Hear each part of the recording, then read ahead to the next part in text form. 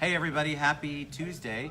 Today is May 8th, 2018. We're a little bit sad because David Swanson, our wonderful co-host, is taking off. Sidekick, I like that. Is taking off for a couple of months. So we won't be seeing him on Navigating Faith, our show. But we're going to wish him well. He's not going to be suffering, trust me, in any way, shape, or form. But let us know you can hear us or see us. Hey, Ann. Hey, guys. Hey, Shelley. But you have been such a joy to be on. It's not like it's the end of the world. It's we've got a couple of months where he has other things to do other than be charitable. And I am on a summer sabbatical in the life of the church. Churches will at times grant their pastors seasons for rest and renewal. And if we're going to continue to be creative and hopefully be fresh in the things that we're saying every week, we need extended time to study and rest. And so that's what I'm going to do this summer. So actually, it's probably because of the show. It is. The show has worn me out. It'll do that too. I will do that too. All right. So last week, let's talk about that first. Yes. Last week we had an entire show on angels, angelic beings, all of that. Thanks, Shirley. And then we threw something at you, and you weren't stumped because you're never really stumped. But it was something you didn't know about. I was a little confused. All right, so explain what that was. So it's great. So there had been some conversation about angels, and was there a scriptural passage where there were angelic beings who had procreated with human beings to create offspring, and was that real? And it came out of this text in Genesis 6. So I immediately went home, I found it. And Ted even used the right word. It was can you Nephilim. Believe it? And so end of time. End of time. Yeah, he gets big gold stars for last week. So the Nephilim they were considered to be the daughters. The description is the sons of men and the daughters of God. And so there are, because of extra biblical literature and extra writings of the time, there were some who thought, oh, well, those were angels. But when you look at what's unfolded in Genesis 1 through 6, you've got Cain, who does really bad thing, and then you've got Seth, who is holy and good. So it is assumed and believed that it was the sons of Seth who are the people of God, and then those who are related to Cain were the people of darkness. And so what God was speaking against in that was that the people of Seth and the people of Cain, sons and daughters, were procreating, and that was creating impurity amongst God's people, and that was a bad thing. And then, so later on in Matthew, Jesus even talks about the fact that angels and human beings are not in relationship in terms of intimacy in that way. Right. And so I think it's a misinterpretation. I think because of all the talk about angels, even then, they were saying, oh, these are angelic beings who came down. That they weren't. It was the sons of Seth, and it was the sons of Cain, and how are they, or the offspring of Seth and Cain. So Noah was an offspring of Seth, and so Noah became that last righteous man before the flood. Cain's people were wiped out because of their impurity. So, looking skinny, Sherry says to you. Must be you. Sherry, God bless you. I am on the Whole30 diet. Oh, that's right. So real quick on that, because you posted Whole30. My daughters suffered through that, and I think they're still angry. They're bitter, party it too right now. It's a tough diet, right? It is. The thing that's hard about it is it demands that you cook a lot. And I'm just used to flying around grabbing food as I could. And you have to stop and go, okay, what am I going to have for breakfast that is approved? And what am I going to do for lunch? And actually, lunch is pretty easy because most places downtown, you can tell them, give me a grilled salmon fillet and some vegetables. But you can eat all the meat, chicken, fish, vegetables, and fruit that you want. So you're not hungry. And you can eat nuts, but it's about no sugars, no chemicals. No sweetener, nothing like that. So it's just the added time for food prep, and then you got to go to the store and all that. But I'm on today's day 16. You look skinny. Well, thank you. The first week was hard because you're getting off the carbs and you don't have any energy. Does that hurt you? It would hurt my head. Well, and if you're big into coffee and soda and all that, then you're going to have a headache. Oh, that's right. You can't have 3 days. Coffee. No, you can have coffee, but it just has to be black. So coffee and tea are okay, but you can't have Diet Coke and nothing with those battery acid chemicals. Sorry. So and today, I mean, I feel great, and the purpose is not weight loss, but I have obviously lost a few pounds. You have. anyway. You feel good. I do. I feel great. But what day? You're on day 16? I'm on day 16. So when exactly is the hour of the coming of whole 30 being over? May 22. And I knew you'd know. Don't think I don't have it circled on my calendar. So I bet you do. I've already got my meals planned that day. So hello, Chick-fil-A. Hello, Chick-fil-A. I miss. Oh, David shaking the table, bouncing. Yes. Sorry. No, he's an arm. Well, we're in a crazy little place right now. So we're in the dining room, as you guys know. So if you can see, the club is super busy today. All right, so let's talk about, we had a lot of questions after the angel conversation about aliens. So I had to put that out there because I found it fascinating. People were like, all right, so angels are beings, blah, blah, blah. There's a whole scriptural thing in there, which I won't quote because I don't want to show David up. But aliens are a big thing. People talk about extraterrestrial beings, people living on other planets. Is there life out there? Can you talk a little bit about the biblical perspective?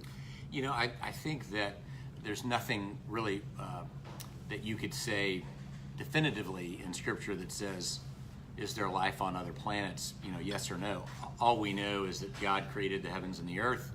He's created the entire universe. Is it possible that He's created life on another planet?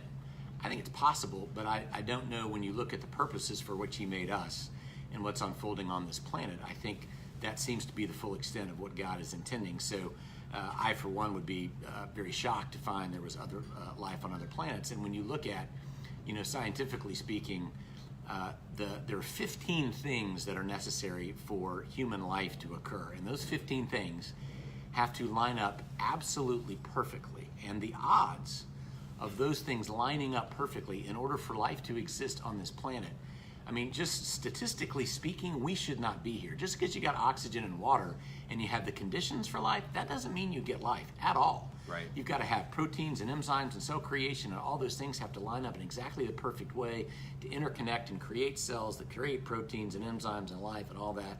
And I'm getting some of that out of order. But the odds are the same as a blindfolded man finding a single marked grain of sand in the Sahara Desert 3 times in a row. Wow. Those are the odds against life forming, and yet here we are. And so you can go, all right, if I'm going to roll the dice, am I going to bet on the fact that there's a creator who actually brought life into being and arranged all those things so that there would be life, or am I going to go, man, we just hit the lottery. Right. You know, the odds, we get the evolution and the Big Bang and all that. Yep. You know, is God involved in that? I think absolutely part of creation. So I'm not negating science at all. You can't change his hands, man. He's going to talk on the table with the hands. Yeah, if I sorry, keep shaking. I'm bouncing the table. Oh gosh. Oh no.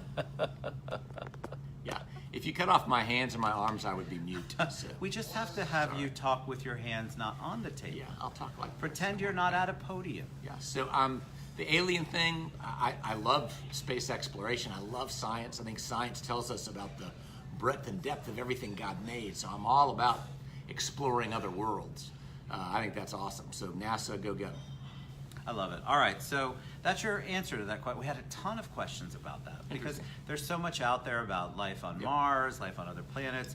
How can we have, I don't know, it's an infinite, it feels like an infinite number of galaxies, and then this be the only place anywhere in the entire universe that has life. All right, so let's talk about, we had a lot of questions, which is interesting to me because we hadn't talked about this in a while, about proof of the Messiah. And what I mean by that is people wanted to know, what is it scripturally that we accepted as Christians that Jesus is the Messiah over why, let's say the Jewish faith, for example, does not believe that? What are the proofs? What are the things that came in? What are the prophecies that were fulfilled? Yeah, great question. So anyway, that we had a lot of questions about that over the last couple of weeks. Well, I think it all boils down to what you believe to be true about the cross and the resurrection. So you look at the prophetic words in Isaiah 53, Isaiah 55 that talked about the suffering servant. There are words that talk about that he will come and bring freedom for the captives and release for the prisoners, and a shoot will come up from the stump of David and will be the Redeemer of Israel. So there are a number of prophecies that foretell of this messianic figure who would bring Israel and would bring, in essence, the people of God to a position of great glory. But I think that the essence of where Jews and Christians would diverge is, I think that the Jews were looking for a king and a ruler who would lift their nation, their people, to a place of prominence and power in the world, and I think they're still looking for that figure. I think the figure of Jesus, who came as a suffering servant, who came as a sacrifice for the many, who came to lay his life down. And so there was nothing in Old Testament theology that ever talked about the Messiah as one that would cause the Jews to anticipate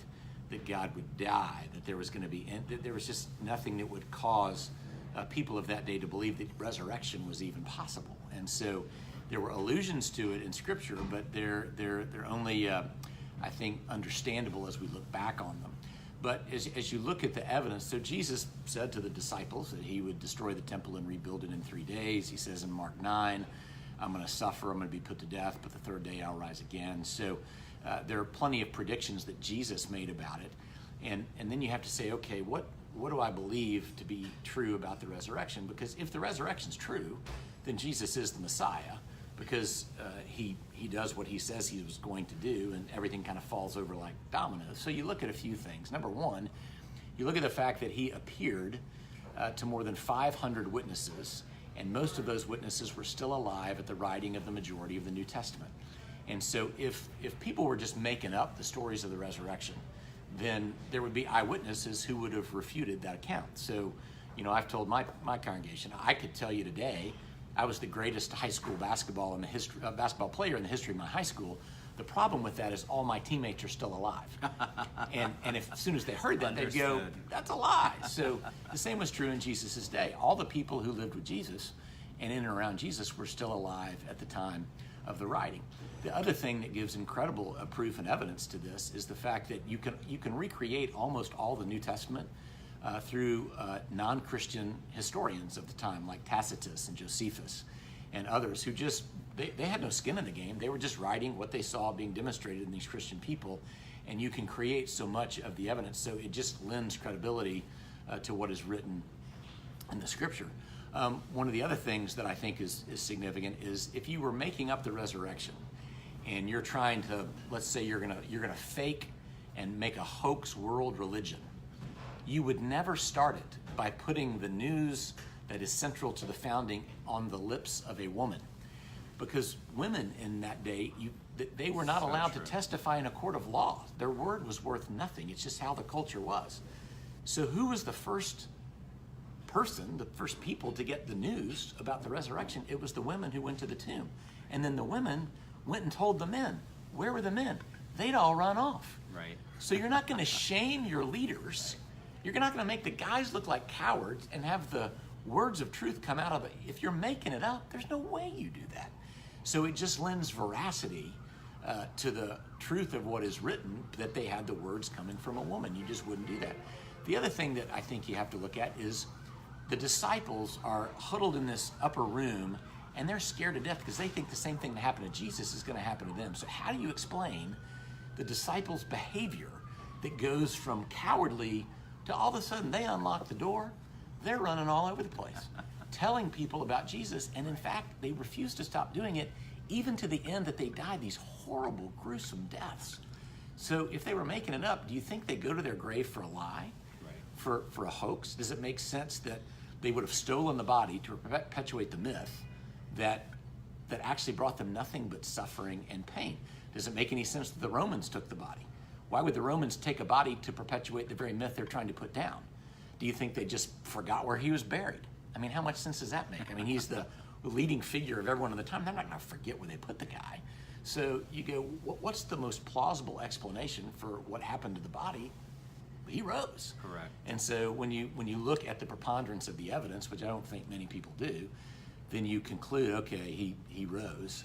And if he rose, then what he said is true. And if what he said is true, then he really is the Messiah. So there are other proofs I could give you, but I'm curious. Yeah. And I think a couple of people asked this. The Jewish faith is still it's not that they don't believe in a Messiah is coming. they just correct, or do they still believe? Oh no, they're still looking for the Messiah. But Absolutely. so what is it that they're looking for biblically or Old Testament wise that they haven't seen yet?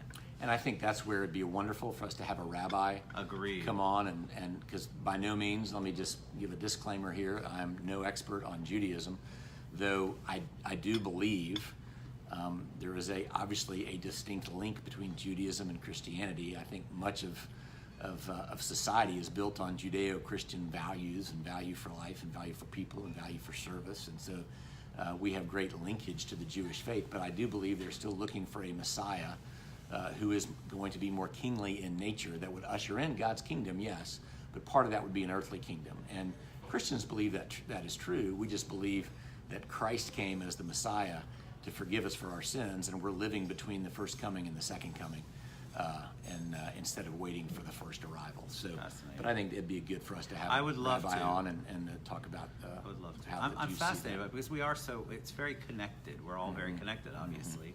And so there's so many things that we do in our faith that are based on our background in Judaism. Right. And so I would love to know more about that. And we had a lot of questions going, well, we're trying to figure out what it is that Judaism, what the Jewish people are waiting for. What is the specific sign, if there is one, or something. And that would be awesome to talk about. Yeah. All right, so free will. We talked about angels last week, but we had a lot of questions still about free will. And free will, I'd love to talk about the whole concept of that and why that's important. And it's important both for humans and for angels, correct? So there's a whole, you gotta love people. After the angel conversation last week about free will, how did this all happen? Lucifer, devil, whatever you want to call it. And so talk about free will a little bit, please. Well, there are obviously, as God in his providence, he's created beings, and we're told in the Psalms that human beings are a little lower than the angels, and so angels are their own distinct class.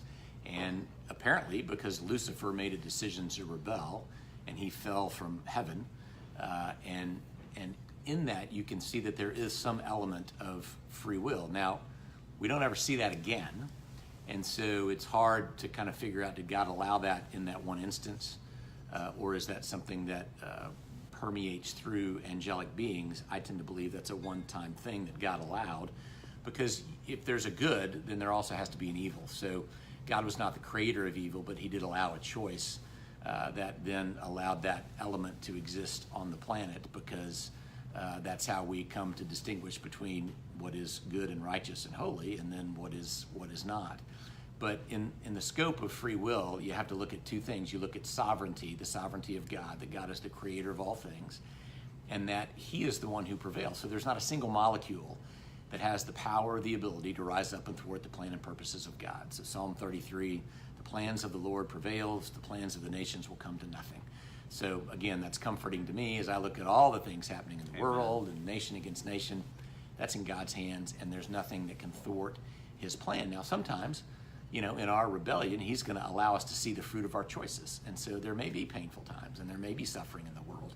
That doesn't mean that God is disconnected. So God is sovereign over all things, including our free will. However, we are still free beneath the sovereignty of God, because God's going to execute his plan.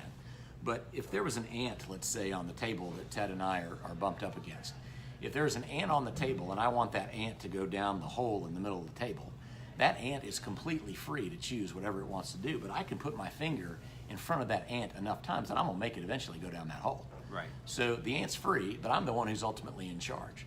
So that gives me tremendous freedom and relief to know, you know what, even if I don't discern and hear God exactly the way he wants me to, if I'm not paying attention, if I miss the sign and I go down here, that's okay, because God's eventually going to get me where he wants me to go, because he's in control. His plan for my life is going to come to fruition, and I can trust that. And so I trust in the free will, in the sovereignty of God over my free will. The other part of that is, if we weren't free choosing agents, then God would not hold us responsible for our actions, but he does. He says, you need to be obedient, and you need to do the things I've called you to do, and if you don't, in the absence of my saving grace, then you're going to be held That's accountable for fascinating. I that. haven't heard that. So before. if we're not, if he we're wouldn't not hold us responsible. accountable if we're not choosing freedom. Correct. That's interesting. So, yeah, that's actually I hadn't thought about that before. Mm-hmm. So if we have the free will, and he's holding us. I love the accountability part. Mm-hmm. That's really what it kind of boils down to.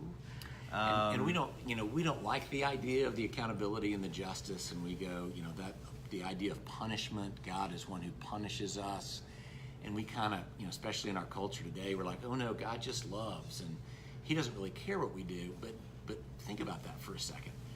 I think all of us, deep down inside, we want a God of justice, because if God isn't just, then what that means is that all the injustices of the world run on unchecked forever. That injustice is never answered. And the evil that you see and all the things that are perpetuated against us and all the things that hurt us, those never get answered. So what's the first thing that happens when your house gets robbed and someone comes in and ties up your kids and beats them? What are you going to do when that person escapes? Right. You instinctively want justice. You want payment. And so we're created in the image of God, and so that's where we get that. God is just by His nature. There has to be some payment or penalty for our mistakes and our misbehavior, because without that there's no justice. We want justice, but the good news is God provides the justice He demands by sending Himself, and so He becomes the one who takes our punishment upon Himself, that we're forgiven and that we have life. So God's justice is a very important dynamic. It's so all right. So Rich Jordan, I see that you have a statement. If you have a question form, I will ask that question. So I'm going to move on if you want to reform it in a question. Cliff Shepard asks, is God's plan unchanging? Is it today omniscient and identical to what it always been, or does it adjust? Cliff, good to have you. Hi, Cliff. So I think that there are a couple things in play there. God is sovereign. God is omniscient. He's all-knowing. And what's hard for us to grasp is that God is a spiritual being who does not exist in time and space. Therefore, He has the past, the present, and the future before Him in all times. So He has it all right there in front of Him, and that's beyond the human mind's ability to comprehend. So I think He knows what's going to happen. I think you can call that predestination, that what is going to unfold has been predestined, so God knows those things. Now, does God then come down and move my hand and force me to pick up this napkin and all those kinds of things? I don't think it becomes that detailed, but I do believe that God knows. And so in some sense, the plan has been put in place, and we are trying to live into that plan. But the other thing you have to factor in is the power of prayer. And what you see in Scripture is that prayer impacts God. And you see Moses crying out to God. You see the prophets crying out to God. You see Jesus crying out to God. And did God know that He was going to answer that prayer? Like when in one of Jonah's prayers, he prays that God would relent. And then because of that prayer, God does, and He shows mercy. When He had said before, no, I'm going to kill the people. So did God know that He was going to relent all along, or did prayer change His mind and heart? Kind of hard. That's one of those mysteries. But I think that's in there, and I think we have to consider the power of prayer as we think about how God is bringing about His plan and purpose. I love it. All right, so Maxine, of course I'm going to ask her. You formed it in a question, so I'm going to ask it. But by forgiving everyone so easily, how does this make people accountable? By forgiving everyone so easily, how does it make people accountable? Well, I think what happens is that when the accounting, and I think that's one of the reasons why people have within themselves this belief that they need to do something in order to be forgiven. Like, I've got to go on some great quest. I've got to do some great thing. I've got to earn this. And eventually what you find is that after you try to do that enough times, there's no amount of good works that can possibly make you good enough. If you go read Isaiah 6, and it talks about the holiness of God, there's nothing that we can possibly do that's good enough that would put us in the same standing as the righteousness and the holiness of God. So we, in that moment when Isaiah stands before the holiness of God, he cries out, "Woe to me, I'm ruined." And what that literally means in Hebrew is, I'm a dead man. So in that moment is when he starts looking, I've got to have someone from the outside come and take care of me and save me, because I can't make myself holy enough. So God's grace is exactly that. It's a free gift that is one to be received. And so God becomes our righteousness for us. And I love the words in Isaiah, I think it's 53, where it says, he takes our ashes and we get his beauty. It's the grand exchange of the cross. And that's why the prophecy that says there was no beauty in him to attract us to him, because we got his beauty and he got our ashes. So it's not, but what I think we fail to see is that makes our forgiveness so easy. Where's the accountability? The accountability is in the fact that it was a grace to us, but it cost Christ his life. That someone gave his life for you, and therefore, when that happens, if someone gives their life in order that you might live, somebody gives you their kidney, and they die in the operation, but you live, you'll spend the rest of your life trying to do right by that sacrifice. And so we try to honor what God has done for us. And if we believe that it's the hope of the world, then we're going to try to honor him by living responsibly and living in ways that reflect his goodness, so that we become slaves of righteousness in that sense and called to be responsible in our lives. So it's not free.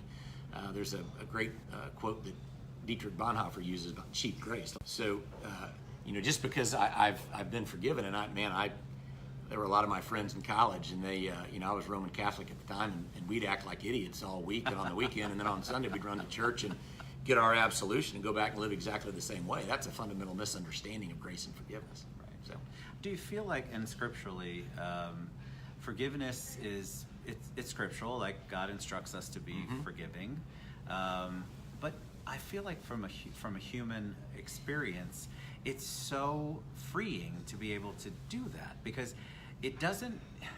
I think people misunderstand the whole concept of, in my opinion. Remember, this is my humble opinion. They misunderstand the concept of what forgiveness is supposed to be, and then they get caught up in the fact that forgiveness negates what happened. But I feel like you forgive for you, not necessarily for that other human being. So talk about that, because that's out there a lot. That's great. And there's that, the Lord's Prayer, Jesus taught us how to pray, and there's that line, forgive us our trespasses, or forgive us our debts as we forgive those who trespass against us, or as we forgive our debtors. So God makes a clear link that he's forgiven us, and so he expects in us attitudes of forgiveness to others. Why? Because we're all broken, messed up people who make mistakes, and I'm going to let people down. I need my wife's forgiveness. I need my kids' forgiveness. But forgiveness is truly the gift that you give yourself, because when you, and I'm not saying forgiveness happens overnight. If you've been wounded deeply by another person, it may take months or years. Absolutely. To spiritually and prayerfully work through that to where you can genuinely forgive that person. But it delivers you from the root of bitterness and anger and a vindictive spirit, where you're thinking about retribution, where you're trying to bring justice into their life. I want to do to them what they deserve for having done what they did to me. Correct.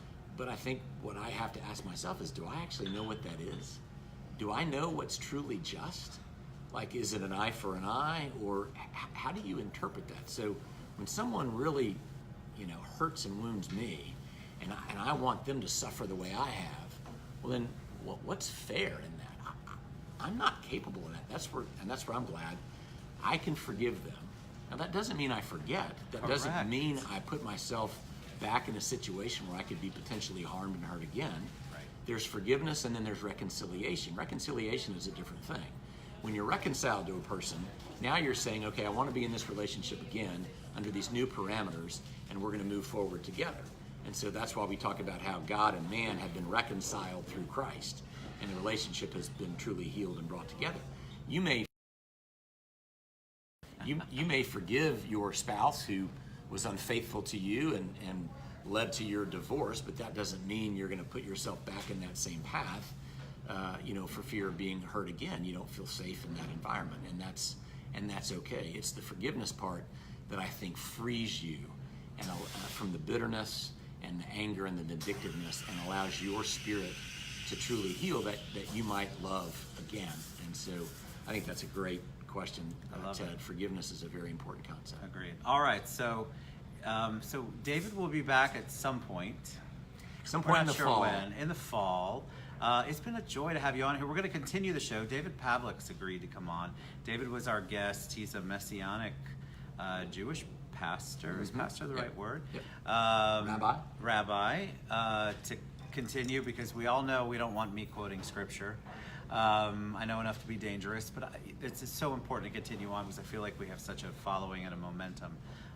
You've been a joy, my friend. I appreciate you. I oh my love gosh! Well, engaging it and- I can't wait for you to come back. I mean, I think David will reach out. He's been tagged. We've got other questions coming in. I'll make sure that David knows about them. It's not like he's moving away to another country. He'll still be able to reach out. You're in. But it's been awesome. I appreciate you going on the journey with me so far. It's Yeah. been amazing. And you guys have Thanks been for tuning in and awesome. asking all good questions. Amazing questions. And we'll answer. Cliff just asked another one. There's a whole bunch more down here. I promise you we'll get to them. But I know David's on a... We're always trying to cut it off right at 4, so we're at 4:01. We love you guys very much. Thanks so much. Thank you so much. Talk to you soon. Bye-bye. Thanks. Bye.